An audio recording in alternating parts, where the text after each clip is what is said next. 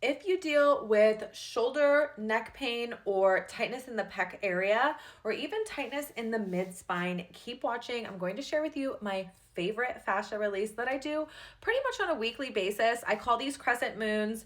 All you're gonna need is your body and the floor, so keep watching and let's go over it. I call these crescent moons. You're kind of gonna get into the dead body position. We'll be using both hands, and the first part of it, we're going to be checking mobility. The second part, we're going to be releasing. You'll feel an immediate release. This isn't like a slow burn kind of thing. It happens very quickly and without a lot of effort. So let's get in position. We're going to be starting on our sides here. You want to bring your top knee as high as you can into your chest area, and you can extend this bottom leg out behind you. It's important we have this top leg bent. It's turning off the hip flexor, which will help create slack in our fascial system so we can get some movement. I'm gonna scoot down because I need you guys to see my arm, but I just want you to see that this is the position of our lower body. This bottom arm you can just put under your head or like out in front of you. I like to just support my head like this. It's the most comfortable thing for me. We're going to start with our thumbs down right in front of our hip, and our goal is to keep our thumb on the ground the entire time we're making and carving a half circle around our body. So I'm just checking on this first part. I'm checking what my mobility is. Usually right about here, your arm will want to lift and your arm will feel very tight and restricted.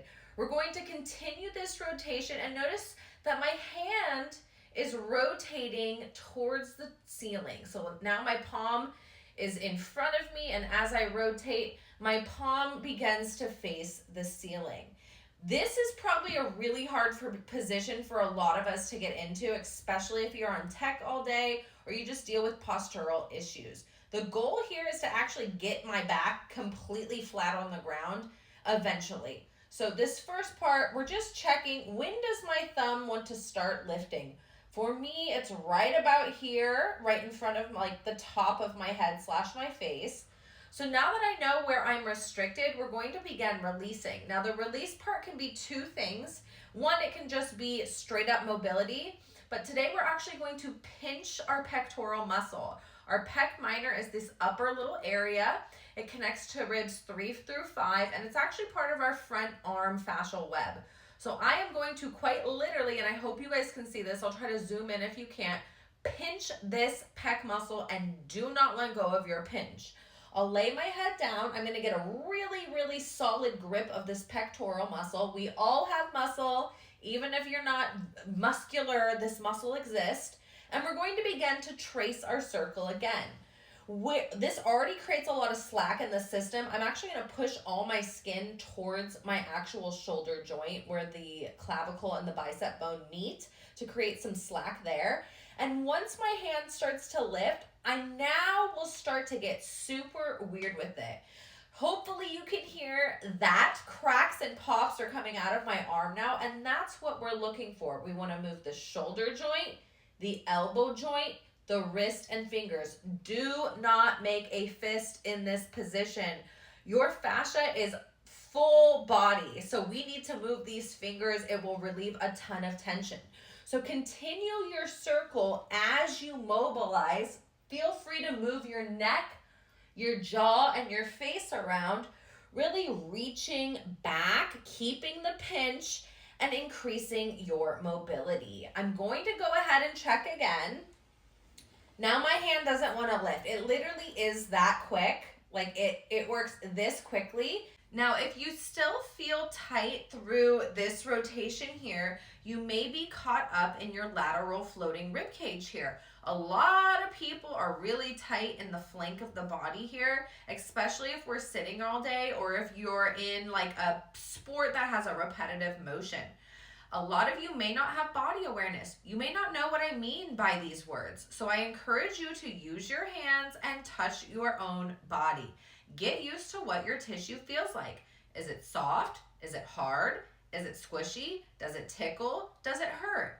These are signs that you have tight, dehydrated fascia, and through breath and fascia release that we're doing right now, you will see progress. So we're going to take our bottom hand again, and we're now going to kind of feel around, where does the skin want to go? For me, my skin wants to go back behind me.